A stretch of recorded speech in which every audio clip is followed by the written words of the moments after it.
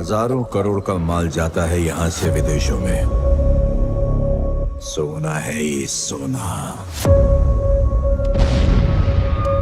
इज्जत करता है लोग आपकी, इज्जत नहीं करते हैं, डरते हैं सब। और डर की यही दिक्कत है, कभी भी खत्म हो सकता है।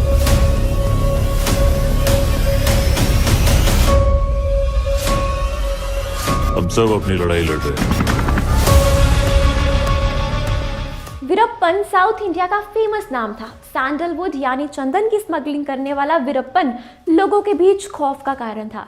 18 जनवरी 1952 को पैदा हुआ वीरप्पन का पूरा नाम कूज स्वामी वीरप्पन था।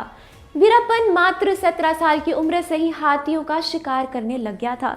वीरप्पन को लेकर कहा जाता है दोस्तों कि उसने 10 साल की उम्र में ही पहली बार हाथी पर गोली चलाई थी, लेकिन हाथी की हत्या उसने 17 साल की उम्र में की। वीरप्पन हाथियों के सर के बीच में गोली मारता था। वीरप्पन को पकड़ने के लिए राज्य सरकार ने पुलिस फोर्स के साथ मिलकर करीब 20 साल तक सर्च ऑपरेशन को अंजाम दिया, जिसमें करोड़ों रुपए भी खर्च हुए। हालांकि वीरप्पन हर बार बच निकलता था।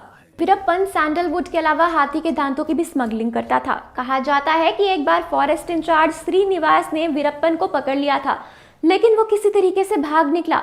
फिर कुछ दिनों बाद वीरप्पन ने फॉरेस्ट इंचार्ज यानी श्रीनिवास का सर काटकर हत्या कर दी। वीरप्पन के निशाने पर ज्यादातर पुलिस ऑफिसर्स और फॉरेस्ट इंचार्ज रहे। दशकों तक वीरप्पन ने सैंडलवुड और हाथियों के दांतों की स्मगलिंग की और इसी के साथ उसने खूब पैसे कमाए।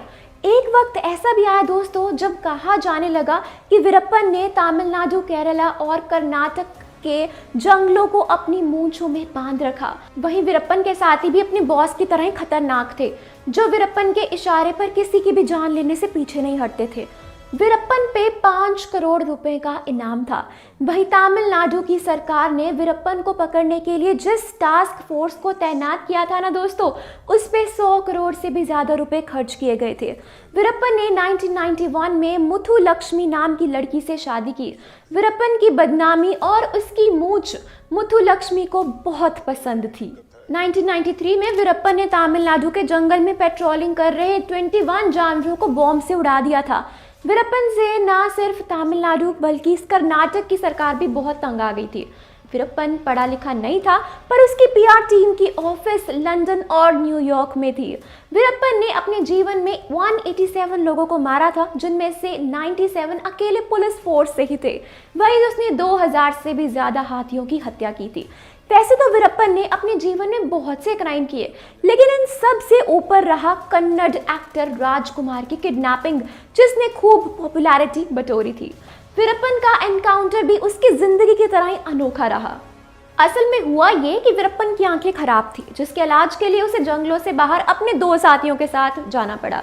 रास्ते में ही वीरप्पन अपने साथियों के साथ एक एम्बुलेंस में बैठ गया, लेकिन उसे इस बात का बिल्कुल भी अंदाजा नहीं था कि जिस एम्बुलेंस में वो बैठा है ना, वो असल में पुलिस की है, यानी वो एम्बुलेंस नहीं है।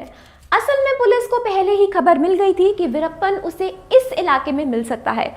हालांकि चारों तरफ से घेरने के बाद पुलिस ने वीरप्पन और उसके साथियों को सरेंडर करने को कहा, लेकिन वीरप्पन ने अपने साथियों के साथ फायरिंग शुरू कर दी। अपनी जान को बचाने के लिए पुलिस ने भी फायरिंग शुरू कर दी, जिसके चलते गोली सीधे वीरप्पन के सर पर जाकर लगी और उसकी मौके पर ही मौत हो गई। वीरप्पन का एनकाउंटर करने वाले पुलिस ऑफिसर का नाम IPS विजय कुमार था। तो ये थी वीरप्पन की कहानी। वेल दोस्तों, क्या लगता है आपको, क्या KGF 3 की कहानी भी कुछ ऐसी हो सकती है या नहीं? हमें कमेंट्स में जरूर बताएं।